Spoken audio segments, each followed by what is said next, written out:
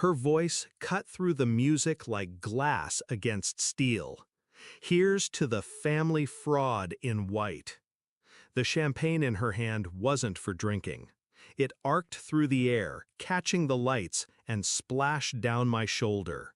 Gasps, cameras, a perfect stain blooming against silk. My mother rushed forward, wrapping her arms around my sister as though she were the one humiliated. "She didn't mean it," she whispered urgently, to no one in particular. I didn't answer. I didn't flinch.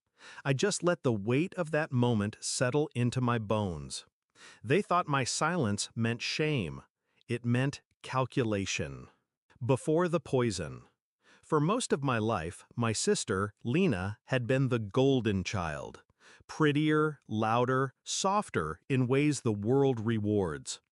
I was the steady one, the one who made sure bills were paid, deadlines met, problems solved. When Dad died, I was 19. I picked up 2 jobs, took night classes, and kept the family afloat. I paid Lena's first semester of college when our mother forgot the tuition deadline. It wasn't charity. It was love. Or at least I thought it was.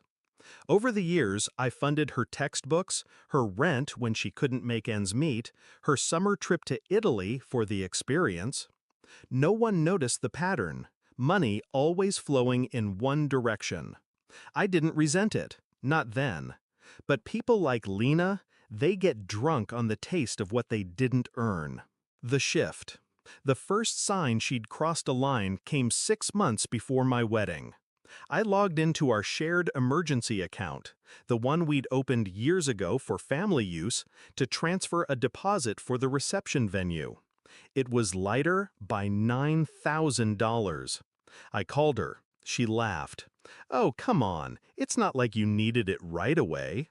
"I had a tuition payment. You know Mom can't help right now." No apology, just entitlement. That was the day I stopped seeing her as my sister and started seeing her as a liability. By the time my wedding week arrived, I had already made my decision. The plan. Anger burns hot. Revenge burns cold. I waited until after the reception. Waited until every polite smile and fake laugh had been recorded in the wedding album. That night, in the quiet of my hotel room, I logged into the shared account. I didn't drain it. I froze it, locked it under fraud investigation. I made sure her debit card would decline at the most inconvenient moment.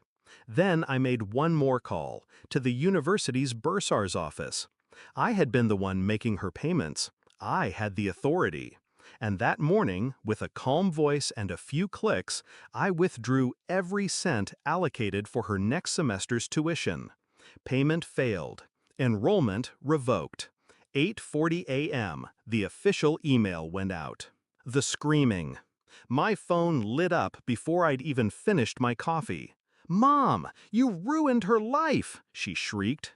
"She's standing here in tears. She can't register for classes. What the hell is wrong with you?" I stirred my coffee. "What's wrong with me?" I said softly. "Lena humiliated me at my wedding. She stole from me. You defended her. Actions have consequences. You're family." "No," I said. "I'm the bank, and the bank is closed." The unraveling. The beauty of quiet revenge is how it multiplies. Without tuition, Lena lost her student housing. Without the emergency account, she couldn't make her car payment.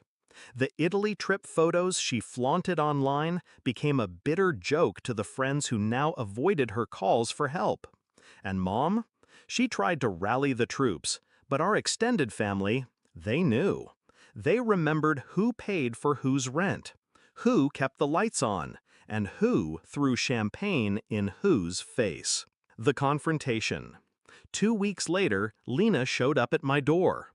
Her eyes were red, her voice cracked, but her tone still had the edge of someone who believed they were owed. "You destroyed me," she said. "No," I replied. "You destroyed yourself. I just stopped paying for the pieces." She blinked, like she hadn't considered that possibility. You could have talked to me. I almost laughed. Talked? Like you did at my wedding? In front of everyone? No, Lena, I'm done talking. I deal in results now. The quiet after. The best part wasn't watching her stumble. It was the silence afterward. The absence of constant financial crises that only I could solve. The way my bank balance finally grew without her hands in it. People think revenge is loud, screaming matches, slam doors, public scenes. It's not. It's a locked account, a failed tuition payment, a girl realizing the world isn't going to carry her anymore. I wore white on my wedding day. She called me a fraud. But I kept my vows. Not to her, not to Mom, but to myself. Never again.